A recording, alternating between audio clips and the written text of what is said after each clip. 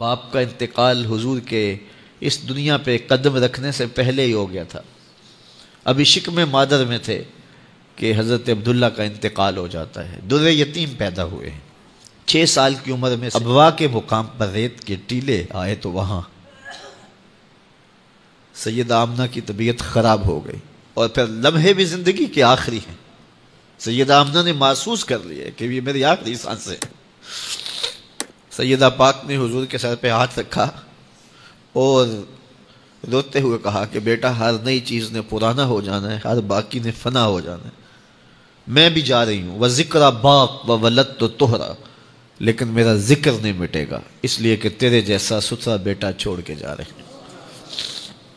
یہ آخری لفظ تھے سیدہ پاک کے کہ سیدہ آمنہ سلام اللہ علیہا کا انتقال ہو گیا. خیر، حضور ماں سے لپٹ گئے. امی آپ آگے بولتی نہیں ہیں، لیکن خاموش ہو گیا تھا چمن بولتا. حضور نے وہیں پھر اپنی ماں کی تدفین کی. تدفین کے بعد ام ایمن کے ساتھ سواری پر بیٹھ جاتے ہیں اور چمٹ جاتے ہیں ام ایمن کے ساتھ، اور وہ جا کے حضرت عبد المطلب کے سپرد کر دیتی ہیں. تو حضرت عبد المطلب حضور کو آغوش میں لے کے بڑا روئے، اور ام ایمن سے کہا کہ میرے اس بیٹے کا تم نے خاص خیال رکھنا ہے.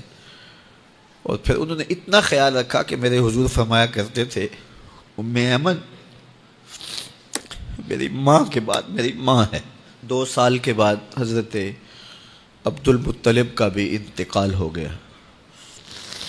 ابن حشام کے یہ لفظ سینہ چیرتے ہیں کہ جب امیر قریش کا جنازہ اٹھا تو سارا مکہ جنازے کے لیے امڑ آیا، لیکن لوگوں نے 8 سال کے ایک بچے کو دیکھا جو دیواروں سے لپٹ لپٹ کے رو رہا تھا. آج یہ سہارا بچھن گیا تھا.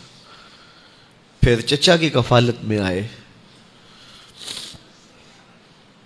پھر ایک وقت آیا کہ وہ بھی اس دنیا کو چھوڑ گئے، اور اسی سال حضور کی اہلیہ کا انتقال بھی ہوا، اور اس سال کا نام عام الحزن، دکھوں کا سال رکھا. اہل مکہ نے جو سلوک کیا وہ کسی سے بھی مخفی نہیں ہے.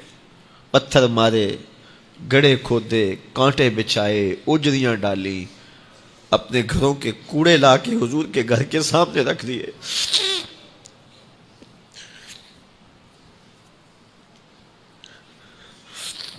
یہ کس چیز کی سزا دے رہے تھے میرے حضور کو؟ میرے حضور علیہ السلام نے پھر طائف کا سفر کیا کہ شاید وہ لوگ میری بات کو سن لیں، لیکن انہوں نے جو دردناک سلوک کیا وہ بھی تاریخ کا ایک انتہائی دردناک باب ہے. انہوں نے اوباشوں کے ہاتھوں میں پتھر دیے، اور جس راستے میں میرے حضور نے گزرنا تھا ان کو اس راستے پہ کھڑا کر دیا اور کہا ان پہ سنگ زنی کرو. اور وہ آقا کریم پہ پتھر مارتے، حضور کے پاؤں پہ پتھر مارتے. آقا کریم علیہ السلام پاؤں اٹھاتے تو وہ دوسرے پاؤں پہ مارتے. پھر حضور شدت درد سے بیٹھ جاتے تو ان کے 2 گھنڈے دائیں بائیں سے آگے بڑھتے اور حضور کو کندھوں سے پکڑ کے اٹھاتے، پھر سنگ باری کرتے.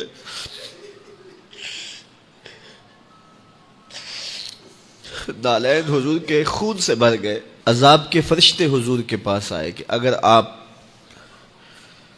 بد دعا بول دیں تو ابھی ہم ان پہاڑوں کو جوڑ دیتے ہیں اور یہ طائف کے لوگ پس جائیں گے ان پہاڑوں کے درمیان. آسمان سے پتھر اتریں گے، ان کے سر کچل دیے جائیں جنہوں نے آپ کو دکھ دیے. اب صحابہ جو ساتھ تھے انہیں بھی شدید آرزو تھی کہ حضور ان کے لیے بد دعا کریں، انہوں نے بڑا دکھ دیا. تو پھر حضور کے ہاتھ اٹھ گئے. صحابہ کا خیال یہ تھا کہ ابھی حضور کی زبان کھلے گی اور بد دعا کے لفظ نکلیں گے اور یہ پیس دیے جائیں گے.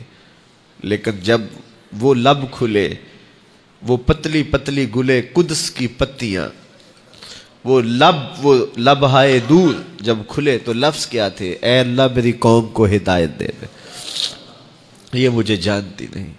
اور کہا کہ مجھے ان کی نسلوں سے ایمان کی توقع ہے.